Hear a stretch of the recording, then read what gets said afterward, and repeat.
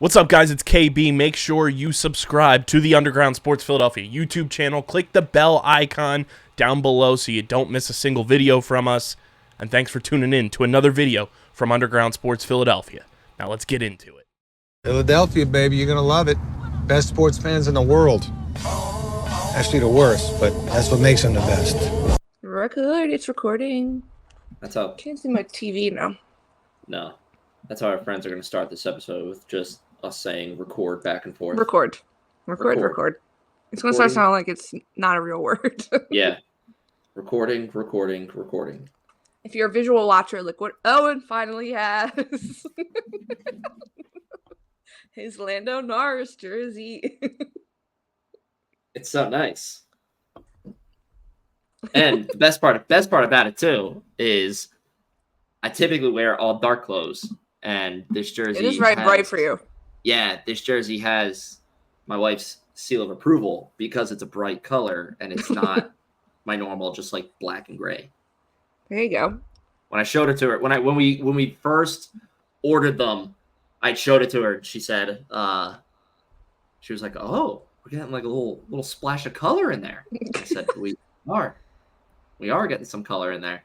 Hello everyone. Hello. Welcome back to F1 Underground.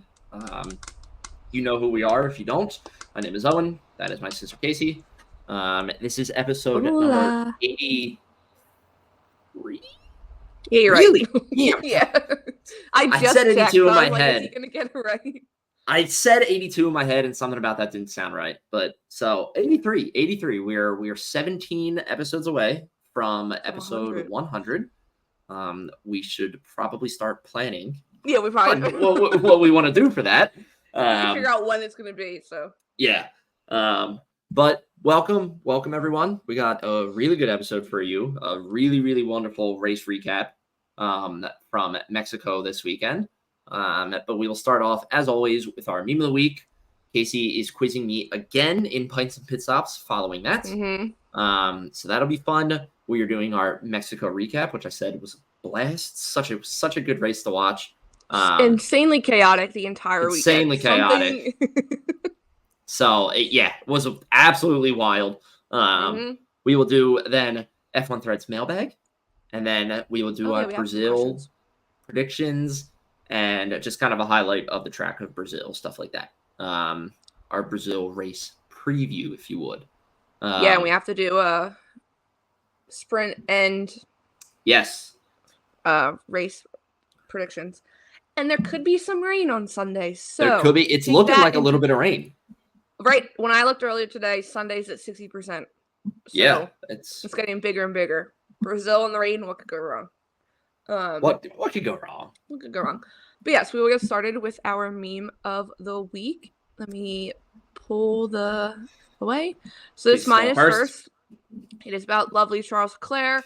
Everyone saw the clip of him in the post-race conference. He's talking about that moment with Lando, or where he almost crashed when Lando overtook him on the start-finish straight. And he's like, I had to overturn this way, and then I had to snap back to go the other way. And he's like, I was just like, oh, fuck. And then you hear the two next to him, you hear Carl Lando giggle at a second. And then of course he looks over, and it just hits. And he's like, oh, no, I don't want to join Max during community service. There's the lovely Nate Song. Oh, you're playing the...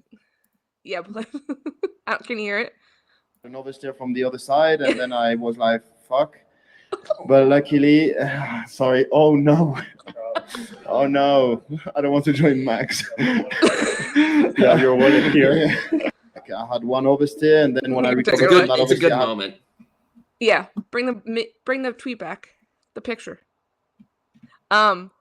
Yeah, and then the lovely Nate Saunders, who writes for ESPN, I believe, he posted a picture of Charles getting a talking to by the FIA official in the room. Nothing has come out since saying that he's going to have community service. I think it would be hilarious if him and Max had to do community service together. I think the rule is stupid, like it's legit stupid, but when the FIA needs to be fixing their own inconsistencies, but yeah. The rule is stupid, but I said if they have to do community service, I want a vlog. I want Charles, like Antoine, his videographer. I want him to record it. Please, I would love to see that because I would also just love to know like what the community service is for the two of them. But someone said, I don't know if it was a reporter or someone was like making it up, saying that like if they did it, it would be easy since they both live in Monaco, so like they could do it together. But I would. They could easily do it together. I would pay. But yeah, I mean, it's the stupidest rule. He clearly said it in a different context than when Max cursed in the press conference. Like, Max just said it. Charles legit regretted it and apologized right after. Yeah. So that's what people are thinking, like, the FAA is going to take that into consideration more. But, yeah. You would hope.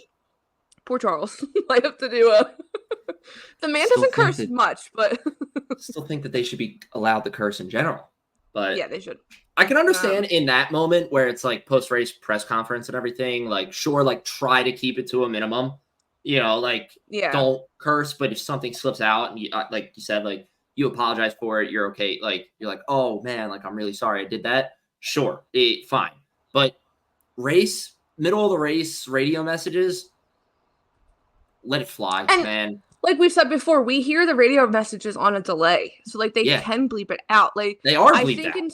Max was cursing this weekend and it was bleeped out. True. What's it called? The press conferences, we get the short end of the stick, but, like, when the races are in Italy, they're broadcast live on TV at the times that they are. Like, Sky Italy shows them. So, like, but even then, like, you could still do a delay and bleep it. Like, they make that happen all the time. Even a 10-second delay. Yeah. But yeah, that was my meme of the week. Here comes Owen's. Mine is about Max. My first one, so I was trying to find a picture of this and I couldn't, but everybody will know what I'm talking about that watched the race and is on social media afterwards. My main meme of the week is Liam Lawson flipping off Checo on the overtake that ultimately ended in him getting in a little bit of trouble. A lot of trouble. Reports were that Liam got called into Christian Horner's office. They were not happy with the way that he kind of conducted himself. But regardless, funny as shit in the moment when you see Liam pass Checo on that straight and just take his hand off the wheel and go like that. Fantastic moment. Checo wasn't really happy either. No, Checo was not happy. They were both pretty grumpy at the end of this race. But my meme for the video listeners, this is the Verstappenist school of thought, and that is penalty points aren't your enemy. They're a resource for you to use. That kind of takes like the K-Mag idea of driving.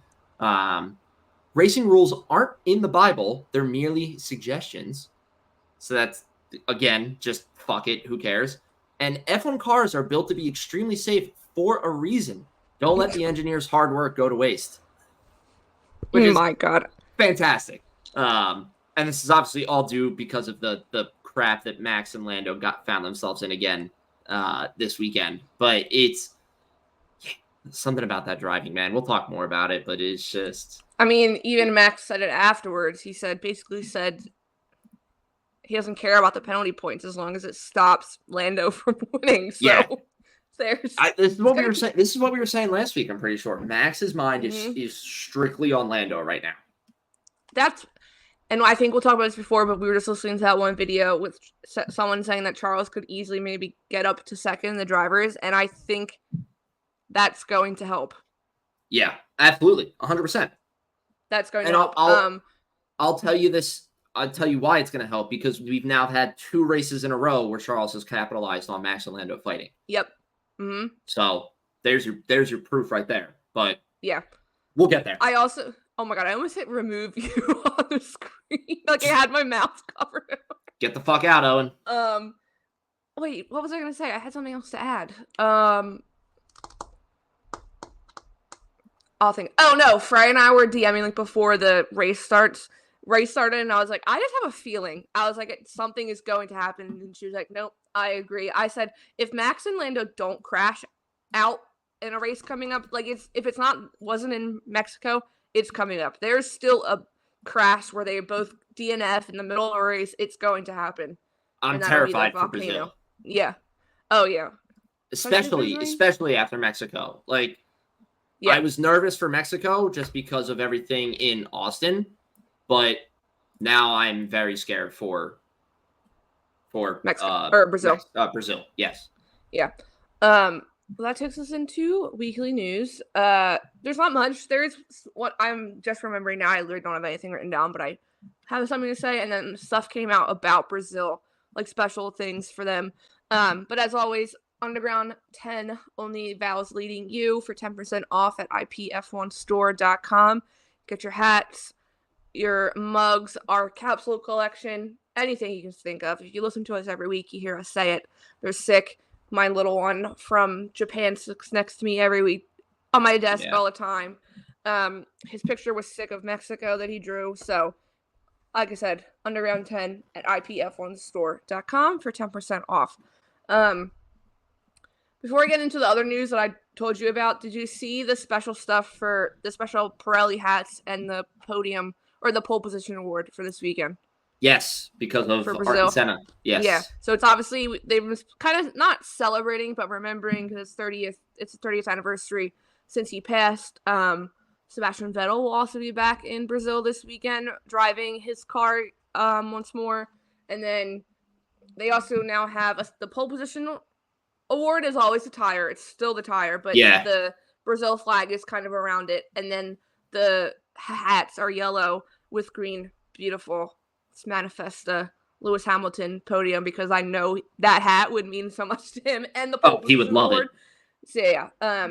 That clip actually just resurfaced on my Twitter where he gets given the helmet Senna's, and legit the helmet. Mic drops the microphone. He's so shocked. Yeah. That clip just resurfaced and I had to watch it again. It's such a cool moment. Hamilton in Brazil is just, it might be cooler than Hamilton in Silverstone because it's just the Brazil fans' passion. I don't know why, because it's like he has that honorary citizenship, and the fans know how much he idolized Senna and all that stuff. So I just feel like they just embrace him so much. Oh, they love him. Yeah. But yes, it's kind of like a little recap. There's not much before we get into pints and pit stops. I want to talk about Pato Award, aka Pato Who. Yes. Pato Who? Pato Who. So obviously he's also McLaren's reserve driver for the F1 team on top of being our McLaren's driver. So he was in COTA, but then he drove in Mexico. He's from Mexico. So I didn't realize this was the first time he drove professionally in front of his home crowd. That's awesome. That's that's fun. That's that's so cool.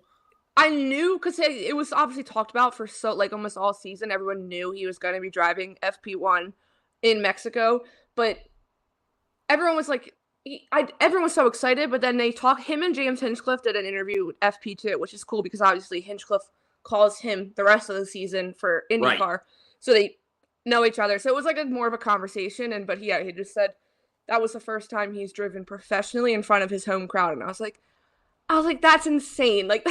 It's such a magical moment for him. Yeah. And when this was first announced, we were talking about it, that it's a great move from McLaren to give him the opportunity to do that and everything. And that's the thing. Capitalizes on the Pato Who, the IndyCar CEO, being he's not as famous. Meanwhile, you have I can't even tell you. I couldn't even guess how many people were in that mall.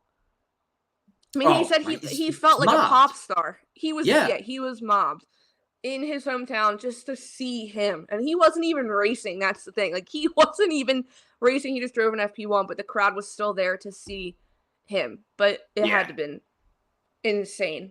I wish FP1 was definitely smoother, but it was definitely really cool seeing his name on the leaderboard. Mm-hmm.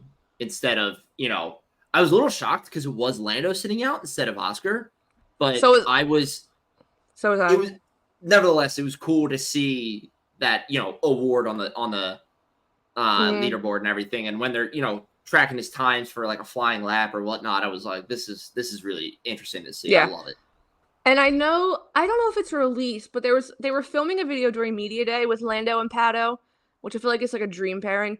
And they were explaining their steering wheels, the differences between the IndyCar steering wheel and the F1 steering wheel. So I don't know if it's out yet, but I knew you would probably like that one. Oh, I'm going to love that. Yeah. But then it was announced yesterday did that video release. There was a little teaser, and it was like the Formula E backdrop, and the camera pans, and there's Pato in his IndyCar helmet and IndyCar Our McLaren race suit. So it has been announced because Formula E will be racing in Mexico back in January coming up. Pato will be back. And there might be a possible demonstration with his IndyCar. So again, he'll be able to drive not professionally again for the second time, but the first time in his IndyCar in front of his home crowd. Yeah. That'll probably be even more special.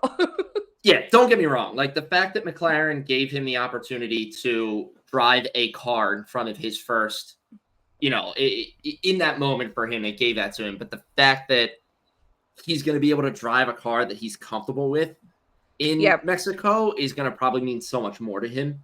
Because I remember seeing a clip afterwards, and like, he was saying, I was a little nervous, blah, blah, but like, he's also driving a car that he's not familiar with, No, and they look similar, but they're so different. They're so different cars to F1 cars. So, being able to drive his Indy car in Mexico is going to be huge for him. Yeah. He's going to be so happy. Yeah. I wanted to talk about that because obviously I said, I hope everyone is sending clips, videos, sound bites of Pato and all this stuff directly. Literally no context to the email. One attachment, send it to the IndyCar CEO because Pato, who is the best, rocking those hats too all weekend. Perfect. Way to go, Pato. Oh, I love it. Yeah. Before we go into Pints and Pit Stops, I wanted to quickly talk. Oh no, we said race recap. Never mind. I'll start with that. Pints and Pit Stops. I was gonna do that picture. Oh, the picture. Yeah. But we can literally start race recap with that picture. Pints and Pit Stops. Would you like to talk about Box? I would like to talk about Box. Box are our lovely friends who have built the most amazing F1 app you could ever ask for. I've talked multiple times about how I work in tech. Tech is something that I love. My wife calls me a big gadget person. So I'm constantly, I'm a big gadget person. Blown away when something is well done and well built and well put together, especially when it comes to an app, because there are a lot of shitty apps out there.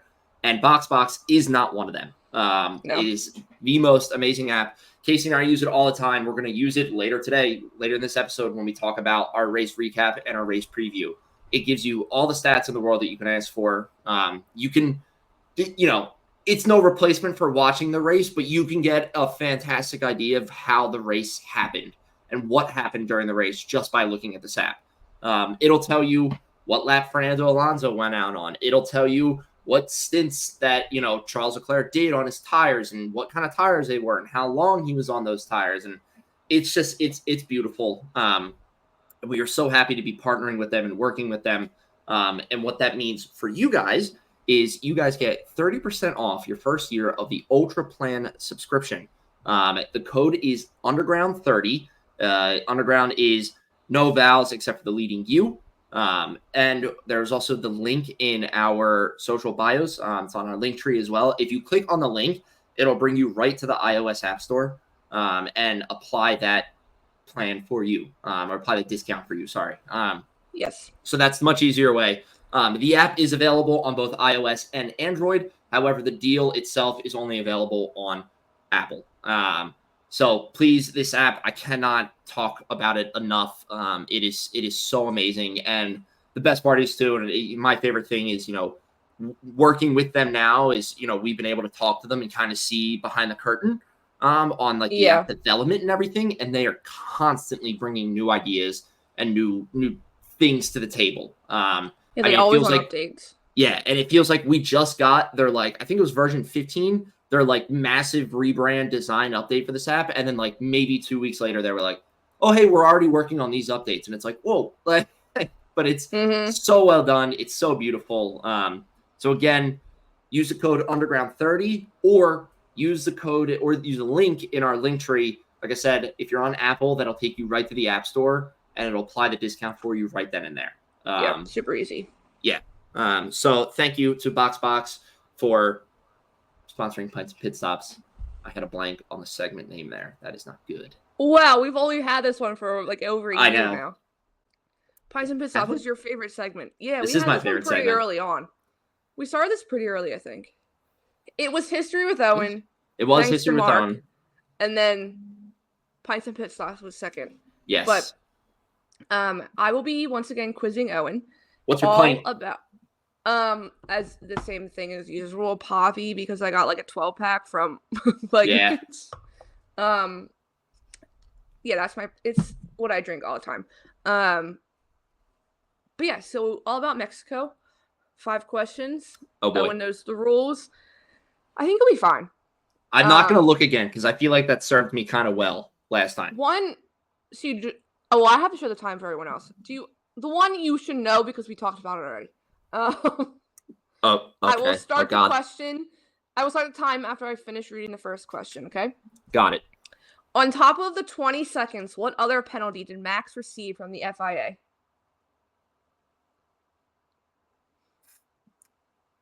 I don't know. I thought you would have. Hurry up! You're wasting so much time. Overtaking off the track. What bad word did Charles say during the post-race press conference? Fuck. Where did K-Mag and Nico finish? K-Mag finished 7th. Nico finished 9th. Harry, what part of George's car had damage or looked like it just collapsed while driving? The front wing. Besides Charles, who else went for the fastest lap? Just name one. Checo Perez. Oh, you wasted so much time on that first one. Wow, that killed me. You got a 39.43. But I will tell you, the only one you got wrong is the first one. So you will lose 4 seconds. Wait, I got Hulkenberg right? Yeah. Oh my god, that was a total guess. I knew K-Mag was 7th. I didn't know. Oh my god, that makes me so happy. So what the hell was Max? On top of the 20 seconds, this came after. It was for the incident specifically at turn 4. He also received 2 penalty points. Oh, they revised it. Yeah, he got 2 penalty points. That's right. I forgot he got points on his license. Because you saw the headline pop up saying that it was like being removed. So people were like, is it like going away? And then it comes back with here's 2 extra penalty That's points. Right. So you're technically up to 40 now. This is your worst time ever. What bad word did Charles say during the post-race press conference? Fuck. Down to 39. Where did K-Mag and Nico finish? 7th and 9th. I'll give you 2. 38, 37, because it's 2 answers for that one. I appreciate that. What part of George's car had damage? Like collapsed while driving. Front wing, 36. And besides Charles, who else went for the fastest lap? Checo. So you're at 35.43. Oh man. That video of George's car is hilarious. It just legit falls in on itself. It just loses its tension and just falls in. That was by the pit stops, everyone.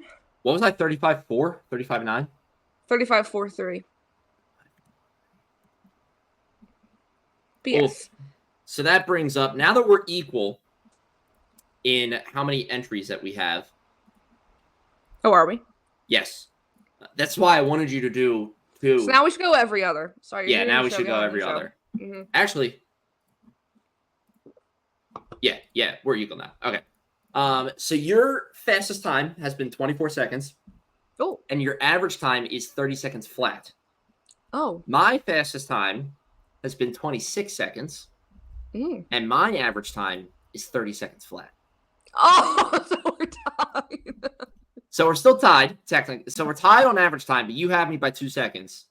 And Frey is still our outright leader in terms of fastest time. What did she get? She got like a 19. Ew, that's disgusting. Yeah. Alrighty.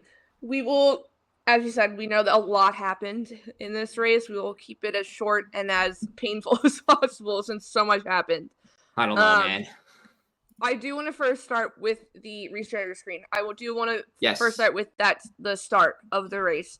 Yuki looked so good the entire weekend. Obviously, FP1 and FP2 were a little red flaggy with less racing, but he was FP3. He was top 3 every single session.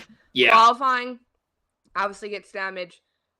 Then the race starts, and he's out literally not even 2 seconds in. the hit looked pretty bad when he first went. I think because there's also the gravel and like dust right there, so it made it kind of look worse than it was. The extra debris around it didn't help it the way it looked. So yes, so this picture shows. So good. Can you zoom in a little bit, like on the? So you see his car. Can you not go over anymore? To see the camera. So you see the camera well. If you're one watcher, this is for you, listeners. I will explain it best I can. So it's a picture of his car. Also, his car is fully in the air. Yep. Going into the barrier, but you see the camera well. That cameraman is literally centimeters from losing something. His hand-eye coordination on this is insane. I don't even know if it's hand-eye coordination, actually. I don't know what it would be referred to. But like speed and agility. The fact that, he didn't pull the camera away. He left it there. Yuki's car went underneath the camera. That's what I'm saying. It's missing him by, like, minimum. There is, probably you could fit a paper in there, but the way it's wild to see how close it is to that cameraman. It reminds me of the picture when Checo crashed in Monaco, and how it's like the cameramen, like the photographers were right there as well. But I wanted to show that because that was obviously the race literally starts, and you see in the back, is it Albon goes into Yuki? Yes. Yeah. Well, Yuki is right off the. We'll start here. So right off the start, great starts for a lot of people, honestly. But you know who didn't though? Carlos. Carlos did not have a good start. No. So right off the start, Yuki is either in 10th or 11th. I believe it's 11th. And I'm actually going to pull up. He dropped 9. He dropped 9 places. I just literally pulled it up also.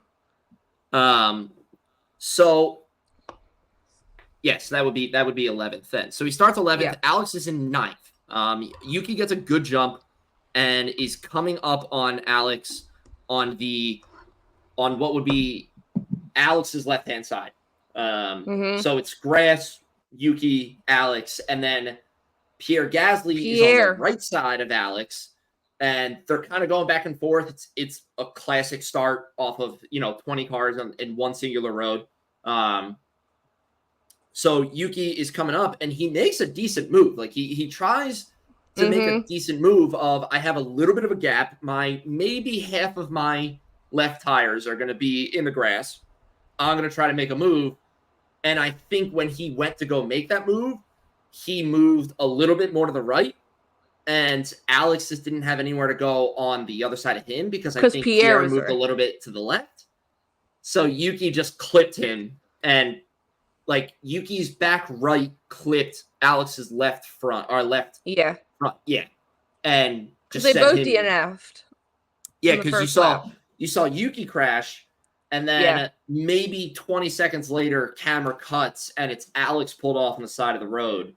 So then Alex Jakes and Jordan Polymer were like, oh, what happened? They went back to the replay of the start. Here you go. I mean, don't think there was no argument or disagreement. It was purely a race incident. It was purely a racing incident. I mean, it was different from Alex going into Ollie in FP1. That was more of a Alex, that was maybe your fault. But no, and then Pierre was so close. I mean, if Alex got pushed over, Pierre was going to be out too.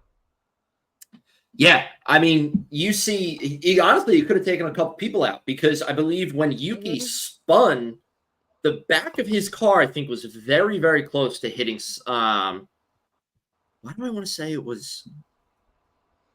Why do I want to say it was Lewis? It wasn't Lewis. Lewis was too far up. There's somebody in front of Yuki, and you see the back of the car fling around, and he almost hits him. Yeah. I was trying to see if I could tell by the way they lined up at the start of the race, but you can't. No, Yuki started 9th or 7th. He was behind Alex. Yeah, by the time because it's Mexico, so it has that long straight at the start, so they all get jumbled up. Oh, Yuki did. Well, no, that's Q3. Oh yeah, sorry. I was looking at Q1. Yuki. That's Q1. Yeah, Yuki was out in 11th. So he started 11th, and yeah. Sorry, people. I always forget they do that. They show the on box. They break down the qualifying results. Yeah. By Q1, Q2, Q3. But yeah, I mean, it was unfortunate they were both out. Like we said, Yuki was having such a good race up till there. Honestly, up until qualifying, he was having such a good race. Yeah. And then he was pretty calm for Yuki in the interview. I know you didn't listen to it with sound, but they cut to him. I did actually. I rewatched the first half of the race, so I got to see his media pen interview. Yeah. He was calm for Yuki. He wasn't pissed. I mean, he was very apologetic to the what's it called? The mechanics and stuff. I need to excuse me, everyone. I'm gonna yell at our family group chat to say we are in the middle of we are recording. I'm going silent. I'm muting the chat. This is distracting. I don't know how to spell distracting. Are you serious? I'm giving up. Okay. But I have to leave my phone. I might mute them as well. But yes, going back. Who do you want to talk about next? I mean, besides Alpine, I mean, Mark posted it. Ever since Mark posted that article with him in Coda, there's been 2 Q3 appearances for Pierre Gasly. Yeah, you're not wrong. Who do I want? Sorry, I keep getting distracted. Let's do Sauber. The only thing I want to talk about was Sauber. I was really pulling for Bottas at one point. He was up 10th. I thought he was going to do it. Didn't end up doing it, which is just tough to see. No, when he's like so close and you're like, come on, you can do it. You can do it. Yeah. You can do it. I was rooting for him. Didn't work out. But let's go up the group. So, well, I think we can rope V-Carb and Red Bull into one because that was just a shitty day for V-Carb and Red Bull, the Red Bull family in general. Yeah. I mean, Checo finishing 17th in his home race is not what you want to see, not what you want to have when you're Checo. I want to say it might be worse than last year where he crashed in the first lap with Charles. Yeah, because at least with the crash, you kind of get like he's out. Like, and you can come to terms with that. Yeah. He kept going, and then he had the contact with Liam where he did get dinged a little bit. Was it contact with Liam that he got dinged, or was it contact with someone? It was Liam. He got contact. Because I know he was battling Colapinto at one point as well. Yeah. Again, I feel like Checo's been battling Colapinto quite a lot. But yeah, no, Checo. And then once he had a hole in his side pod, and he just lost speed quick. And Very he was quick. falling down. And then they try pitting him at the end to repit, like the potential pit stop question to go for the fastest lap, and that just was not happening. He had a 3-stop race. So he went 1 to 20 on hards, 20 to 43 on mediums, 43 to 68 on another set of mediums, and then 68 to 70 on softs to try and get fastest lap. I think when they pitted him for the third time, I was like, why is he pitting again? Just take him out. Just let him finish. Like, what the hell? It's just they really gotta listen. I like Checo as a person. No, he's done. They gotta figure something out. They really gotta figure something out with him. It's just everything is just not working out with him. No, it's awful to say because Mexico was obviously his home race, and there was so much hype, and he's so loved there. But it's really not. He doesn't have it anymore. His dad posted some cryptic message post today on Instagram, kind of like how you texted me and said, why did they just say it was K-Mag's last race? That's what his dad kind of put, his last race. So people were like, wait, what happened? But people are saying they think it was his last home race because who knows? We don't know. Race. Yeah, I mean, because where does he go next year? There's one seat open. I don't think he's going to Sauber. So, yeah, it could be his last one. But yeah, that was. I do feel for the man, but also, I'm going to say it. I don't know if Liam Lawson is ready to go in the Red Bull. I think this is great because I was going to go to him next. Yeah, because we can save Max when we get to Lando. Yeah. This I really, really hope that this is a big learning moment for Liam Lawson. This whole weekend is a big learning moment for him. I understand, we've both been in sports in, our entire lives and everything. And it's your emotions get high, your emotions run deep, and it's understandable that you can get pissed off when things aren't going your way or Checo is kind of running you off the road, and it's, I get it, but Liam has to take stock of where he's at in terms of his experience in Formula One and what stage in his career that he's at in terms of, I need to impress people and I need to make sure that people like me so that way I get signed. And cursing and calling somebody an idiot and then flipping them off as you pass them is not the way to do that. You're going to quickly not to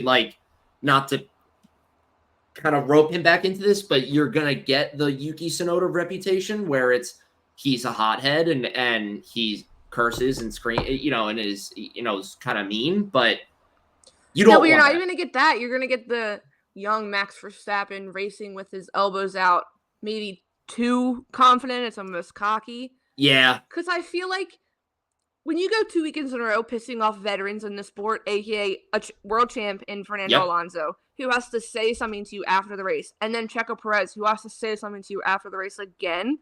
And then your boss has to say something to you after the race. You get pulled into your boss's. There's literally a video of him being pulled into his boss's in Christian Horner's office because he was not happy with his response. And then you go to the. I'm gonna bring him in now. We don't have to talk about Williams yet, but then you have Franco Colapinto, who is getting praised by Fernando Alonso. Is getting praised by Checo Perez because I don't know if it's because Franco Colapinto has no expectations of what next year could be. Like, he doesn't know if he'll be on the grid or where he'll go. But Liam's like, this is my one shot. So I don't know how to say it, but I don't even think it's that. Colapinto is clearly racing elbows out, but clean. Yes. And respectfully. That's the word that I was going to use. There was the racing that Liam did this weekend had a taste of you're being kind of an ass. You know, like, don't do that. It was like kind of like that mood. Whereas Franco is right. I'm going to race with my elbows out. Like, I'm not like, there was a battle between Franco and Oscar. And Checo again. And Checo, and it's like, like if I'm ahead of you, I'm not going to willingly give up my position. Or if I'm behind you, I'm going to race you for that position. But I'm not going to run you off the road. I'm not going to be an ass to you. And if I pass you, I'm sure as hell not going to flip you off. In the middle of the race. Right. In the middle of the race, Yeah. But it's just. Yeah. I mean, if he gets moved up, because there are rumors brewing that Red Bull have already offered to take Franco and put him in V-Carb next year. Checo's gone. Liam's moved up. If Liam is up there and he's racing like that, he will be out of that seat in 2 seconds. Yeah. If that is the case, right? Then this is how I hope. If. This is how I hope this meeting with Horner went then. It's, hey, did not like the way you presented yourself this weekend. You made a fool out of yourself. You're going to embarrass Red Bull. You're going to embarrass yourself. In order for what we've already promised for next year to happen, you need to mature a little bit and you need to grow up a little bit more. And you need to show that to me with the 4 races remaining, almost like he's a little kid getting in trouble from his parents, you need to show me that you can act maturely and race with your elbows out. But then the moment that you're off track or the moment, even when you're on track, because again, you flip them off, you're not taking it personally. True. Like that's what it is. True. Yeah, it's such a good point. That's the thing. That's a huge if. True. If Red Bull's already said, "Oh, Franco can come to us and Checo's out, Liam's up," that's a huge if. But if that is the case, if Liam Lawson is going to be in a seat next year, he needs to show Red Bull and he needs to show fans too that in the next 4 races okay, I can be a good, mature racer, and that's it. If not, he'll be back in Super Formula next year because, dude, you've been waiting in the wings for so long. Like, don't ruin your chance. Don't ruin your chance. Yeah. We didn't talk about this with Checo before, but he got the 5-second penalty for 10. They called it a false start, but the man was 3 miles away from his grid spot. He was ahead of the grid spot. Yeah, he lined up ahead of it, which Alex Jake gave a good breakdown of that. He said, you have, when you are sitting in a car like that, you can't really see where it is, but there are markers on the ground for the drivers so that their height, with the way that they're sitting, they can have a frame of reference.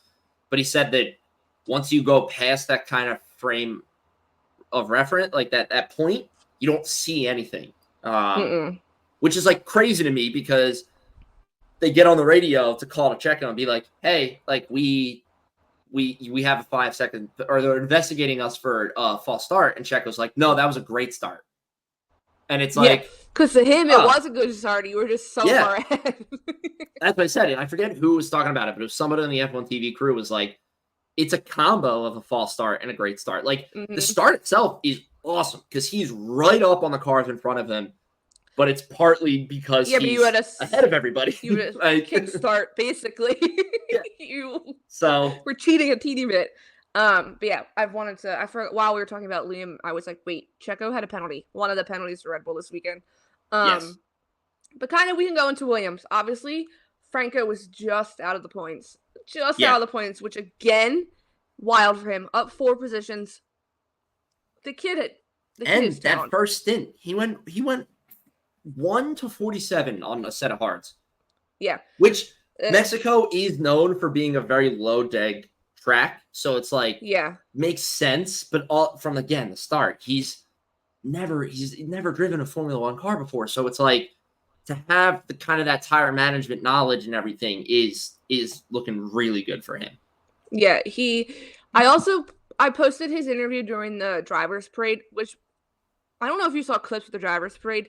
Absolutely freaking beautiful. They walked, not to kind of go off, they walked the drivers out to the stadium part where all the fans are. There's a bunch of dancers doing like traditional Mexican dance, like in the colorful outfits. The crowd is insane, and then they put them in like classic cars and drive them, but they interviewed Franco as one. I posted his clip of the interview. The kid is so freaking loved. It has well over maybe almost 2,000 likes at this point. Of course it does. Well, and then he's overtaking the month by a landslide. Like he is going to win. But yeah, I mean the kid he's so good. He's so good. He's really making a name for himself. Yeah. Alex did not have the best weekend at all. No. You have the crash in FP1 into Ollie. I was going to say that was FP1 was Alex and Ollie's incident. Yes, which that crash looked bad. And then he doesn't come out in FP2 at all because that car was so destroyed. He does come out in FP3 qualifying, but then obviously crashes out in lap 1, turn 1. During the race, so we didn't see much from him. It was an early exit. Yeah, not the best 2 showings for him because Austin wasn't his best either, was it? No, Austin, he didn't really do anything. Austin, he finished. He was beat by Franco 16th. Yeah, he was. Franco finished 10th. I don't know if he's feeling pressure. Like, you're the one that has the seat in Williams next year. But people. It has not stopped the memes from saying that Alex is the new Logan Sargent. And someone said they're kind of cracking me up. It's the curse of Logan Sargent put on Alex. But I wouldn't think it came from Logan because Logan, I think, got along with Alex very, very well. You would think it'd be on Williams in a whole, or it'd be affecting in general. Alonso. Yeah, but I've seen people say that the minute Alex Albon has someone that's competitive with him is when he starts to mess up.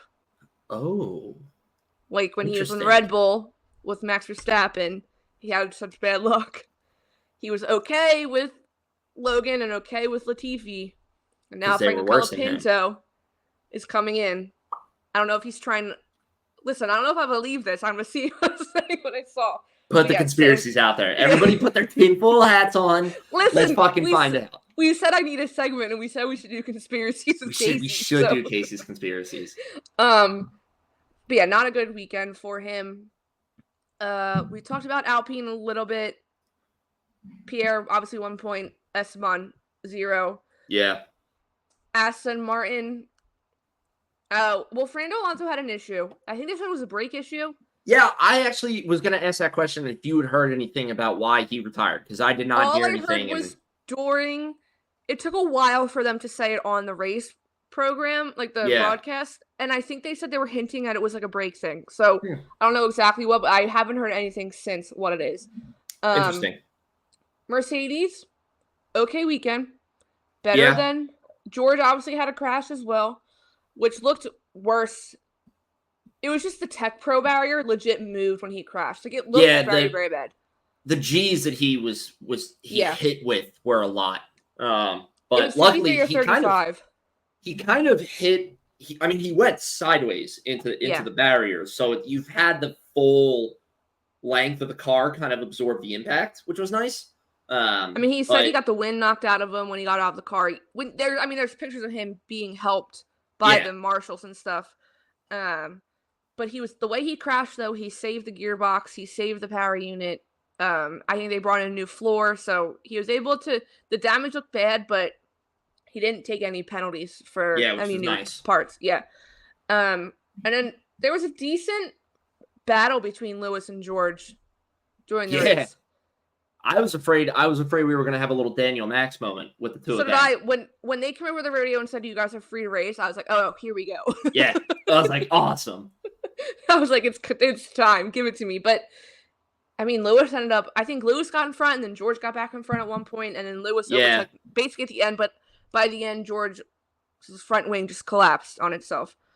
But the left side of his front wing was not helping George. No.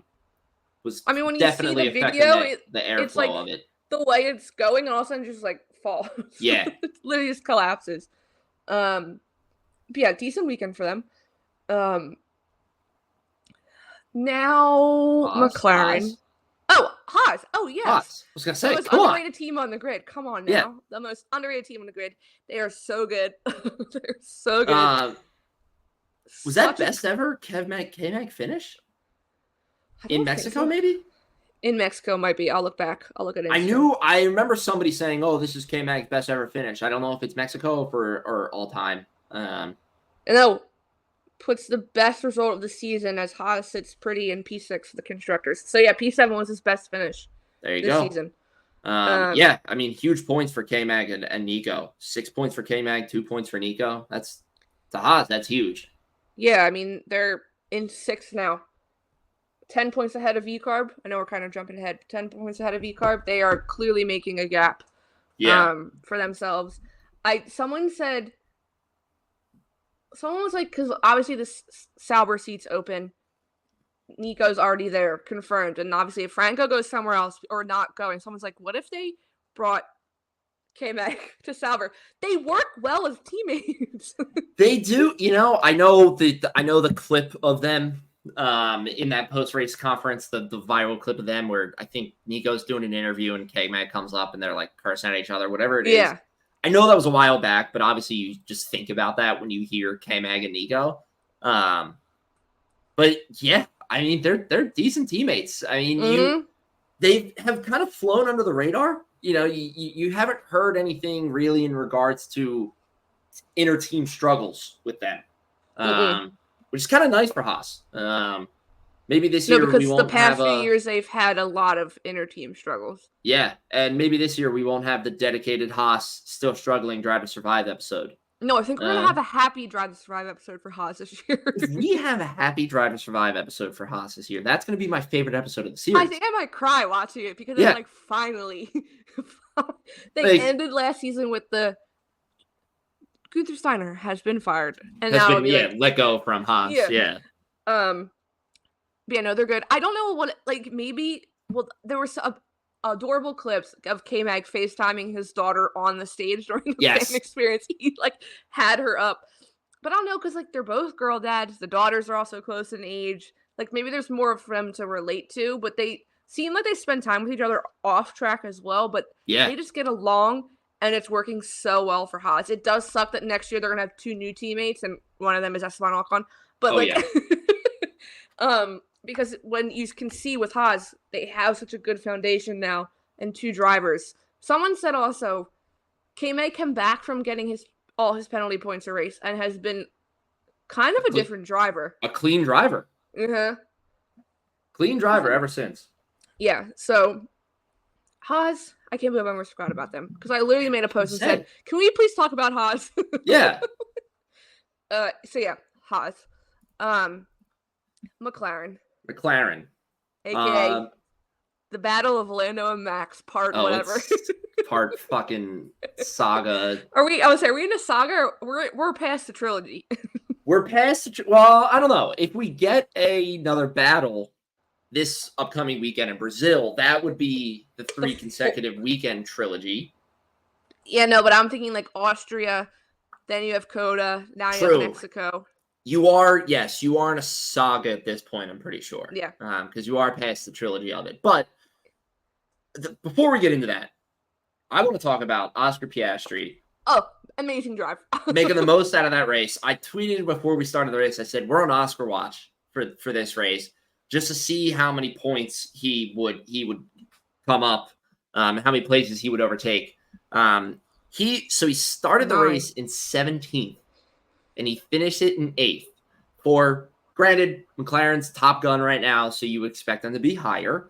But he got 4 points for the team and 4 points for himself. So it's the fact that he was able to go from 17th to that point is huge. And I mean, he did his job there. That's the thing. His race, unfortunately, the qualifying incident is just really shitty and just really bad luck. But his race then went from, how many points can I get out of this to, okay, how many points can I save here? And he saved 4 points. So, I think it's a great race from Oscar. No, when I kind of flew under the radar too because of all the drama. Yeah, but when I like to ask now every week who everyone's driver of the day was on Threads, and a lot of people said Oscar. Yeah. A lot of people said Oscar, and a lot of people said George, but Oscar was brought up a decent amount. Very, very good race from him. Well, and Oscar didn't have the new floor yet. I think he gets it this week. So, once he has that new floor, it's okay. This week, I think, was kind of a one-off for him, but he was still in good Oscar form. Yeah. Basically. But yeah. But jumping to, we'll do Lando and Max, and then we'll talk about Ferrari after that. But I can keep Ferrari short because I do want a championship point recap. Okay. Well, I'll keep this pretty short. Lando and Max, a great battle again. The first Max penalty, which was turn 4. It was again kind of the same thing as Austin last week, where it was a close call, who's ahead at the apex, all that stuff. I genuinely think, and you'll know exactly what I mean by this. Oh, you texted this. That was a makeup call from last week in August by the FIA. For those of you who don't know, in sports, my dad likes to refer to it in hockey mostly, but if a penalty's missed in hockey and then 2 minutes later there's a little bit of a weaker call, but it's still called, we always say, oh, that was a makeup call. It's just, it's kind of being hands up. We screwed up on that one, but here's your give back. Here's your 10-second penalty. Yeah. So Max gets slammed with the 10-second penalty for that first incident. Okay, fine. I'll take it. In the battle between Lando and Max, I will take that. The second penalty, Oh, it's clear as day. Absolutely deserving of penalty. He late lunged and forced Lando off the road, and then overtook Lando off the road because he lunged so late that he didn't stay on the road, and then never gave back that position. So it's, it's just he got another 10-second penalty. And you get another 10-second penalty. So now you have 20 total seconds for the race, which just sent you barreling down the leaderboard. Yeah, it didn't last long though. Didn't last long. I mean, listen. As much as we like to say this about Max, he is still Max Verstappen. Yep. He gets down in Mexico in that where you can overtake. Yeah, you get down to that area of the Alpines, Saubers, Williams, stuff like that. Max is going to come charging right back up. There's no doubt about it. The fact that he finished 6th overall after that happened, I think is still wild. But yeah, I mean, Lando, great race. He finishes 2nd. You gain. He had 19 points for a second because he did have fastest lap before Charles ultimately took it away from him. But you got 18 points, and Max got, I think 6 is 8, something like that. Points. 8 points. Yeah, I'm stupid. I'm looking at it right here. Okay, I was going to tell you. So you gain ground. Now you're going into the last race of a triple header. It's a sprint race. It's a good track. It's a good track. You have an opportunity to kind of come out of it because now the scales are kind of even again. You had Austin. And Max is taking a new power unit, so he'll get a 5-place grid penalty. He'll get a 5-place grid penalty too. So it's like everything right now, as far as I'm concerned, it's a brand new ball game in terms of the Lando and Max battle. I hope that Lando was looking at it in the sense of like, yeah, I was pissed off about Austin, but I got him back in Mexico. Now we're starting fresh again in Brazil. Part of me wonders too, like obviously Lando saw the 2021 battle, how Max would race against Lewis. Yeah. You've seen how Max will race against Charles. Now Lando has had a few run-ins. He knows how Max is going to race against him now. And I feel like he's had a few instances. It's coming. You got to have your elbows out also. You've got to be ready to roll. Yourself in danger of crashing or getting damaged. But like Austria was maybe his first like full like taste of Max is coming. Absolutely, yeah. But yeah, so it'll be interesting to see how they go moving forward. But yeah, I mean, you still have 2 sprint race weekends. Still plenty of points. I think what was that post? Charles needed to have like an average of 16 points and Lando needed to have an average of 11. Like 11 points he needed to gain on Max per weekend. And he got, I think someone said it was 10. Like, so yeah. But yeah, so it's their battle. It's great TV, great racing. Insane racing. Into Ferrari. I will also keep it quick. Once again, Ferrari back to back. Mine wasn't that quick. No, but it was okay. Ferrari back to back. Yes. Could have been a 1-2. I want to say this was almost another perfect weekend for Ferrari, despite Charles having issues. Obviously, he didn't run during FP1. FP2, there was the red flag, so he had the race. He had his time run short, but then there was also Pirelli testing, so they couldn't mess with the setups at all. Yep. So he really had FP3 as his. I mean, he wasn't the only one. Lando also as well, but like. Yeah. Charles literally had FP3 before qualifying, and we've seen he can do well. I mean, we saw it in Miami. We saw it. Like, he can do well with one qualifying before going in, or one practice before going into qualifying. Yep. But that's what I want to say. It was last week. What I gave it an A+. Yeah, you gave it an A+ last week. They get like 95% this week for Ferrari. It was near perfect. I don't agree fully with the precautionary lift and coast for Charles because I do think it affected his race too much because then when he came out on the hard tires, they still had him lifting and coasting for a little bit. He couldn't get the temperature in, and then he just never warmed up those tires, and that's when Lando literally, I think, closed the gap second in like a 0.2 within a lap. Like Lando was moving. He was flying at that point. Yeah. Carlos on a different level the entire weekend. Yep.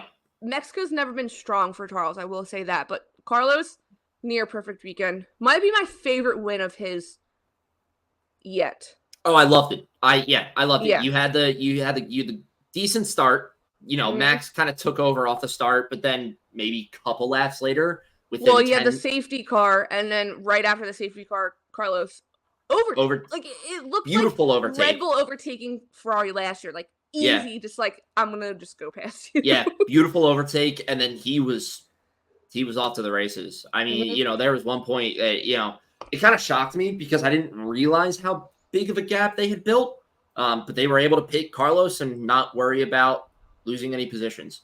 No, he pitted in first and came out in first. Yeah. I think Charles even pitted in second and came out in second. They had a decent gap at the start. But yeah, obviously amazing points for them. First and third is still great. And then Charles obviously gets the extra point at the end for the fastest lap. They officially overtake Red Bull in the Constructors' Championship. And I said, this is great for the program. The battle's on. The battle is on. Yes. But teams and drivers. Oh, I know. I'm aware.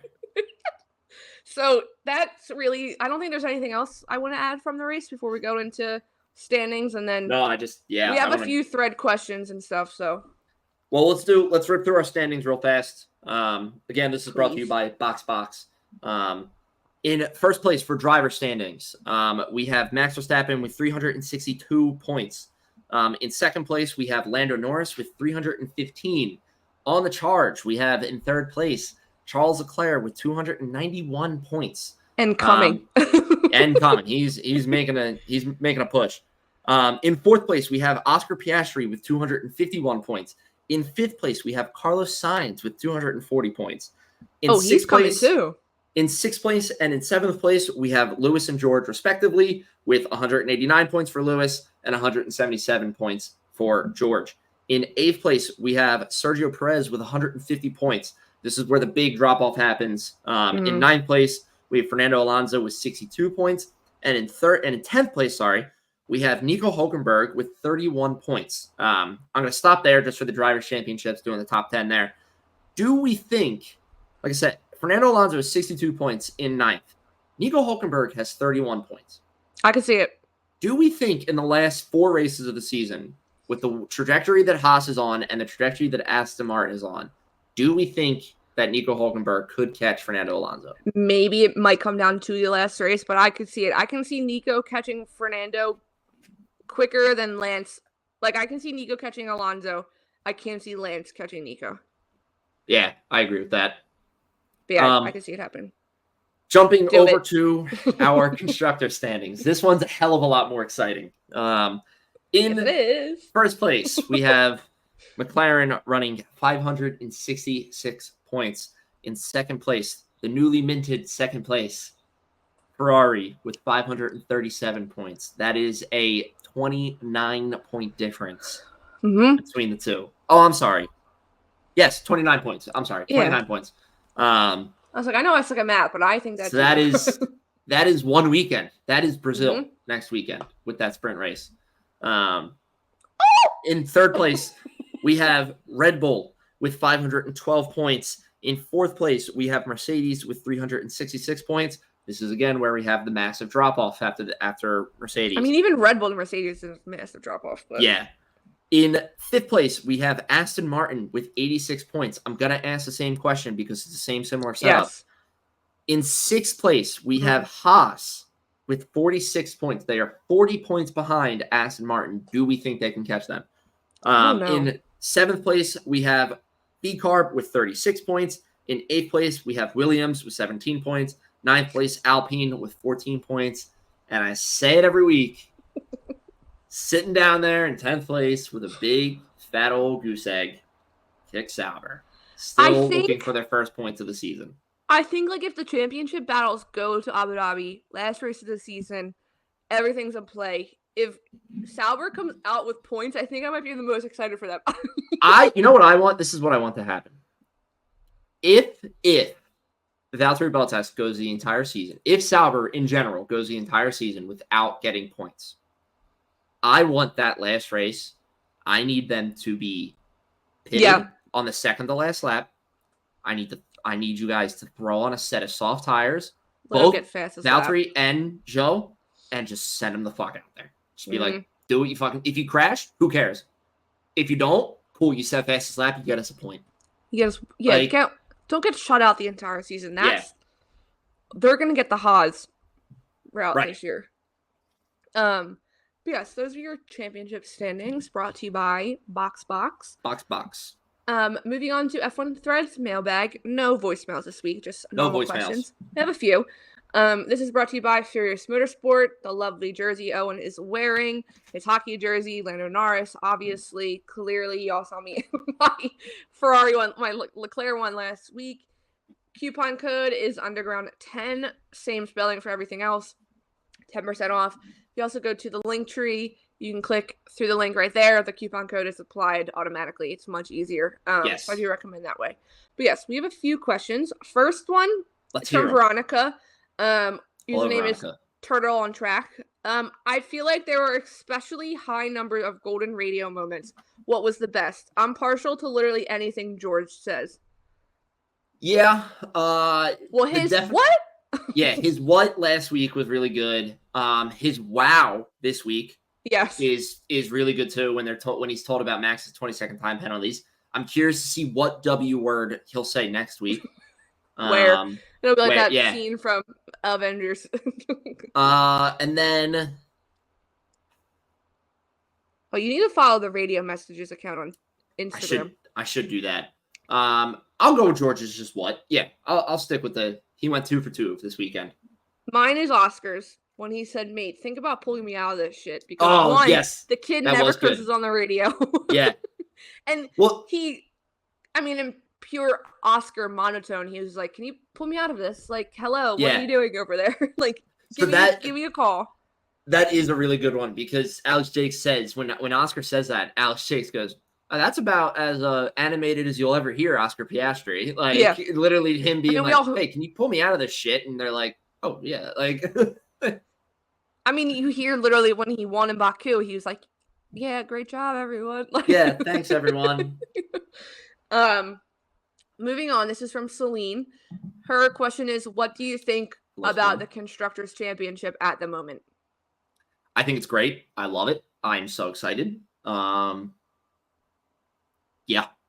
it's so much fun to watch. That's it. I think Ferrari has all the momentum at the moment. They're very dangerous right now. Yes. Yeah, they are very dangerous. I mean, in what world the past 2 seasons have we gone into Austin and Mexico where Ferrari was the team to beat? They legit said that word for word. I'm sorry, what? Yeah. Like, okay. I think it's the first time since 2009 they will have won the Constructors. Yep. So, yeah, I think it's heating up. Also, I remember this. I want to call this out. I think if anybody should win the Constructors' Championship this year, it should be McLaren because they haven't won it since 1998. As long as I've been alive, Casey, McLaren hasn't won the Constructors' Championship. So you know what? Okay. You won it most recently. Okay, I didn't really know who Ferrari. I mean, I knew who Ferrari was, but I didn't know. It doesn't matter. This is from Sabrina, our lovely friend from last week. You submitted a voicemail message. Yes, hello, Sabrina. Do you think that Charles could have won without that traffic issue? She has a few, so I'll answer this one. I don't think he would have won because I think he would have stayed in second if he didn't have that traffic issue. I mean, Carlos was even pissed at Liam Lawson because I think he ignored blue flags a few times. So I don't think he would have won, but I think they would have kept the 1-2. Yeah, I could see. The 1-2 definitely would have remained intact. But I think Lando would have been close. It would have been a very close battle for second at the end. Yeah, it would have been a nail biter. Kind of the same thing. What do you think Ferrari could have done better to grab the 1-2? I think they were too cautious with the lift and coast of Charles. Yeah. Engine and the dirt. I know dirty air in Mexico was awful because the dust is insane. So I knew it is a legit issue, but I think they might have been too cautious. They let the gap maybe get too wide. But yeah. Do you think Red Bull will take difficult decisions like Horner said? Yeah, it's time. Yeah, absolutely. If not before the end of the season, after the season ends, yes. Yeah. This is from Joanne, someone new. Hi, Would Joanne. it make more sense for a driver to have served a penalty right away rather than waiting for their pit stop? This is a good one. That way they are the one most impacted, and it denies them the opportunity to continue to impede another driver. We didn't even talk about that. That 20-second penalty for Max, I could have done so much stuff in 20 seconds. Yeah. Oh, God, this is a great question. I don't know. Having them serve the penalty right away rather than wait for their pit stop. Kind of like IndyCar, they have to do a drive-through. I think as soon as they get it, they have to pull into the pit lane and serve their penalty and continue on. So they can't even change anything in the car. They have to, so they're technically they literally just stop and then they're technically taking another pit stop, but they're not getting anything changed. I kind of think if they had to do it right away, imagine Max was 20th, in first, had to serve the 20-second penalty right away. He might have been lapped at that point. Yeah, I mean, if you're taking that route of can they choose when to serve it, or yeah, I mean, I'll say this, it would certainly make things a hell of a lot more interesting if it was served right away. If it was when you next pass the pit lane, you have to pull in and serve this penalty. Yeah, because they can they can work it into their strategy for their pit stop, and it all becomes maybe they're thinking more on the fly. But I kind of agree. I think I would rather have them be no, you have to do it now. It becomes a harsher penalty when it's you have to do it now. Yeah. Yeah. That was a good question. And then lovely old Frey just wants to see us fight on the podcast. Of course she does. She has her popcorn ready. Who's going to win the World Constructors Championship? Is Ferrari back? That's legit her question. That's fantastic. No, they're not. And McLaren will win. And I will counteract with that question and say Ferrari is going to win. And yes, Ferrari is back. Mm-hmm. As I said before, they have the momentum. So if this was next year, if this was the start of next year, I would say Ferrari's back. Oh, no. That's what I'll say. Okay. I do think Ferrari's back, though. They have... Yep. They got nothing. So that was F1Threads Mailbag, brought to you by Furious Motorsport. Closing us out, we'll keep these short as well. Halloween Night on Days with the Stars is coming on. I gotta watch. God.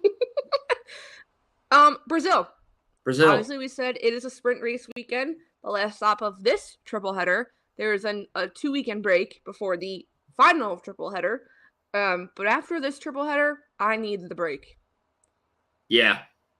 I missed that month break was brutal, but these races have been chaotic. Very chaotic. Yeah, so Owen's Tracks Facts will be coming out on Thursday, on Halloween. Obviously, 71 laps, same numbers last time as Mexico. It is a sprint weekend, so we have one practice session, and then sprint qualifying, the race. There is, let me get a updated weather look. There is a chance of rain on race day. Box is reporting a 50% chance of rain right now on race day. Yeah, I want to look at Saturday too. So Friday is going to be super cloudy, so that means no sun warming up that track. So that means cool track temps. Cool tires. Which will be great for sprint shootout. Oh, yeah. There is some sun in the morning with some clouds now on Saturday. It's a 20% chance of rain, but yesterday it was 40. And then this one has a 60% chance of rain and considerably cloudy on race day. So once again, no. The track temp's going to be low the entire weekend. Yeah. That's easy to predict. Which means you might get some slipping and sliding. And it's also Brazil. You never know what you're going to get. I posted Brazil qualifying always gives us something good. 2022, K-Mag on pole. 2023, Lance Stroll in the top 3. Because this is the anniversary of the sunset into the storm lap. Yes, that's right. The beautiful edit where they had to do the post-qualifying interviews in the garage. Charles Leclerc was jumping at the thunder that was going off. And then obviously last year you had the battle between Alonso and Checo, and that might be my favorite battle from the entire season last year. Yes, that's a great fight. Yeah. So Brazil always delivers. So it'll be interesting to see. But predictions. Now that you know the weather, kind of, we'll do sprint, and then do you just want to do sprint winner? And then I'll do sprint winner and then race 1, 2, 3. Okay. Sprint winner. I'm gonna go. Oh, you had someone, then you changed your one. Yeah, because like there's reasoning behind it, but it's also like, all right, I'll explain my reasoning. I want to go Lando, and that is strictly because McLaren last year operated on this very thin line that was like when the track's kind of wet, we're really good. And yes, I'm hoping that we haven't had that situation really this year. Montreal was the last time. Montreal was a rainy day, but yeah. So I'm hoping they're going to channel that. Lando's going to go sprint winner. Terms of race itself, I have to go. I think I'm going to go Lando, Charles, Max. Okay. It's a good podium. At this point, I'm getting straight into I might just pick Lando because of of championship outcomes. And it's like they're not logical picks anymore, is what I'm trying to say. Okay. Sprint. I think we'll see. I don't know. No, he has the penalty for just the race only. Right. Is that confirmed that that's happening? The penalty for Max? No, they'll decide by Thursday. Okay. If they need it. It's like the rumor right now. Because I don't know if they could pull from like the old pool again or whatever. I'm gonna do Max for the sprint.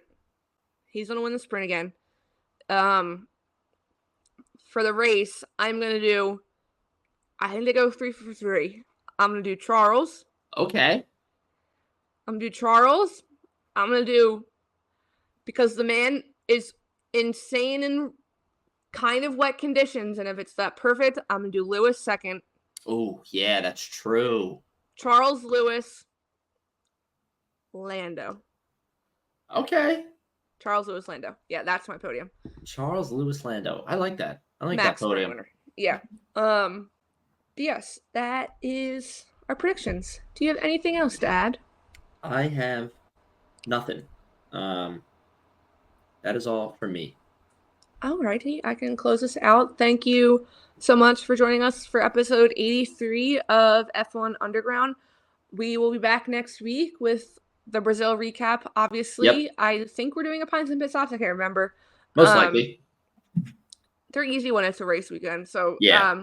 Pints and Pit Stops, we'll think something else up. Maybe just keep it to a race recap since these ones have been long with the back-to-back.